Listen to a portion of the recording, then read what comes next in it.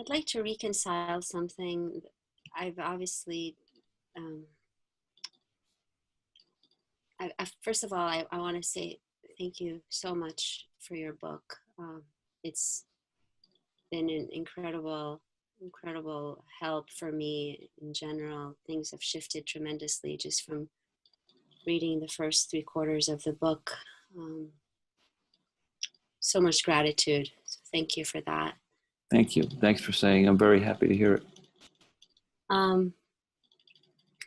I've had a lot of psychology in my life, and the psychology that I've had included looking at younger aspects,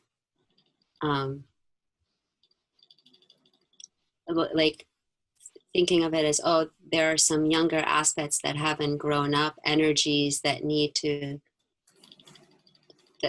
some energies that haven't yet recognized the present, that they're in the present, that they're still in the past. Like, so there's this thing that is, now that I know that there is no past and there's no future, and there's still something here that keeps thinking about, like, there's aspects or energies or something that need to catch up.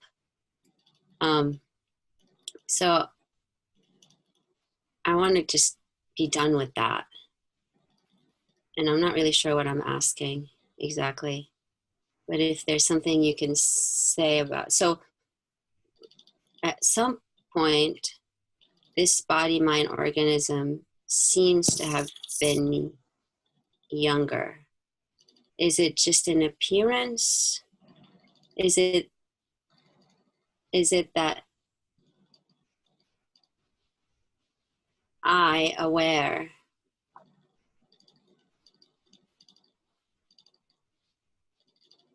appeared in a certain way and then it changed, but then that would mean there was time? Or how is this body changing? And or is it an illusion because of the way that I can't actually see fully what's there? Do you know what I mean? Yeah, we're going to look into it. Thanks. So there was kind of a few things you said there. Well, you speak about energies that are trying to catch up. I'm not sure exactly what you mean by that, but I think maybe I do. Or thoughts or something. But all of those, if I'm understanding you correctly, you may feel like you know who you are, what you do. In the now, you recognize freedom. There's no past, as you said. This is clear. But your question is, there are still things that cause, I'm speaking in my own language, doubt or misidentification or something that keep you from fully being reconciled. Yes. Something like that. Does that sound like what you're trying to say? Right. Okay. That's completely a habitual movement. Absolutely. This is the vasanas, samskaras, the habits and tendencies that are programmed into this mind. Now, it sounds like what I'm going to say is a dichotomy, but it's really not. Maybe I should answer your second question first. You say the body seems to have been younger at some point. I say there's only now. And there's no previous now and future now. There's only now. We have this idea that we're going through time. We are going through time. There's a movement of me through time. But that's because we believe we're the body-mind organism, the thoughts. The truth is, who you are is now. When you recognize there's no past and no future, and there's only now, you're recognizing another name for yourself, which is now. So you now are not going anywhere. Now does not move. Now is eternally now. It's like morphing more. Within now, form just changes. Within now, form changes. Form is not stagnant. But it doesn't mean it's moving through time. That's only a mind-based concept. Mm. So we attribute the apparent change to something called time. In truth, time is only a mind-based concept. The only truth is now. And you can prove it to yourself, because whenever you can, whenever, and if you want to use the metaphor of the body's several years of life, whenever you would have cared to look throughout that life, it was always now. Mm. And it's always only been now. And so when we shift our knowing, I call it a shift of knowing, from believing myself to be this body mind, which is going through time, to knowing myself as now, the essential knowing, then we see that I'm not going anywhere. And in the way I see it is that there's nothing behind the curtain of this. There's nothing behind the curtain. This appearance, which is not substantial, and scientists will even tell you that, but it's true. There's no substance to it. It's only an appearance, just like a movie's an appearance on a screen, you being the screen. The movie is going anywhere. When you see someone running down the street in a screen, it's not going anywhere. It's staying right on the screen. Mm-hmm. So all of this change is only happening right on this screen, this now, which is you. It's a constant morphing in no time, appearing and dissolving simultaneously in no time. So having said that, and that was the answer to your second question, you can see it for yourself, because you can see that it's always now. When we started this conversation, it was now. And a few minutes later, it's now. When our conversation is finished, it's now. When this call is finished, it will be now. You see? Mm-hmm. So everything's coming and going now. And you are now. You see, you're not in the now, like being in the now or something like that. That's a good spiritual practice for people. But when you want to be free, you don't be in the now anymore. You are now. That's who you are. Okay, so is that clear for the second half of your question? Because then I want to go into the first half a little bit. Yes, it's crystal clear. I know, I can see that. So the second half is in the realm of form. We believe in, and it's called the Maya, or the play of Leela, or that it's an illusion. It's not true, but we play it in life, like we play a character in a play or something like that. In the play of illusion, there's something called time. And so we look at all of the changes of this body and of this life, which is all happening now, and we say it happened over time, however many years.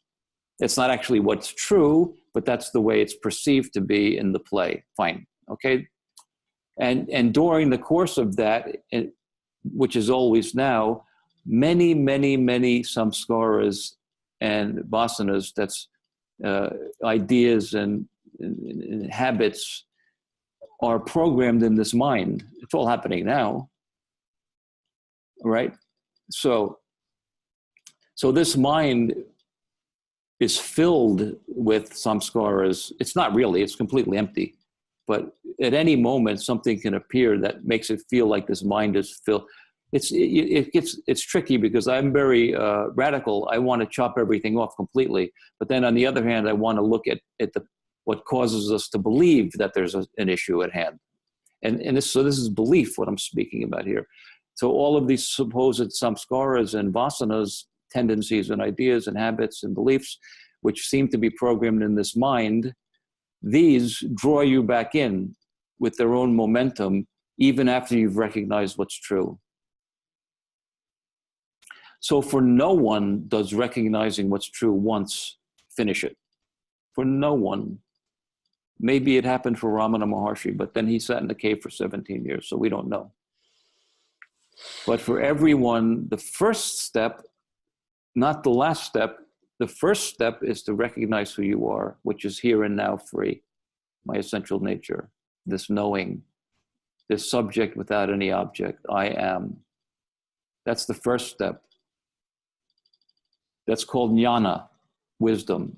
The second step is being devoted to that truth until there is no possibility of doubting any longer until these vasanas and samskaras no longer have the power to fool you any longer.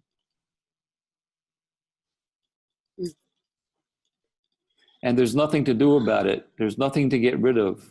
I never suggest to get rid of those or change them or do anything at all with any of those so-called samskaras, because in truth, there is no such thing as samskaras. There's nothing. That's in truth. But the way it appears to be is that things appear that we then believe there's a whole problem here, a whole self that has to be corrected. So in that case, what I say is don't do anything about any of that. Leave it completely alone. Instead, do what the Bible said. Know what's true, and truth shall set you free. And that is the way, and it's the goal as well. The goal is knowing what's true, and the way to resolve all doubt is in knowing what's true. So knowing what's true is the way, and it's the goal as well. So then my recommendation is you now recognize what everything you said to me about energies, you recognize them, so you know that that's apparently happening, right? You know that's happening. Now stop knowing it. Stop giving it any importance or any value. I say this to you out of respect because we know each other a little bit and I know you want freedom, and if someone wants freedom and then I have to speak to the highest truth that I know, I don't suggest, okay, get in there and do something. I say, no, if you want freedom, then get real. And it's good to know that those things are things, but then once you know it, and stop knowing it. And start knowing truth instead. Otherwise, you'll spend the rest of your life knowing that and you know, fixing that and thinking that has value. I say jump, you know. Freedom is now.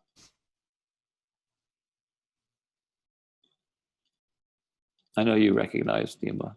I can see it. Thank you. Thank you. Freedom for someone who wants to be free, it's very simple, but it takes, you have to want freedom, you know, which you clearly do. And the way of freedom is to be free. The way of freedom is simply to be free, to live free. Don't worry about how long it's going to take before everything's resolved. No, recognize instead that it's already resolved now. This is a very important thing to hear also. It's not going to get resolved in the future. You look and see it's already resolved now and stay there.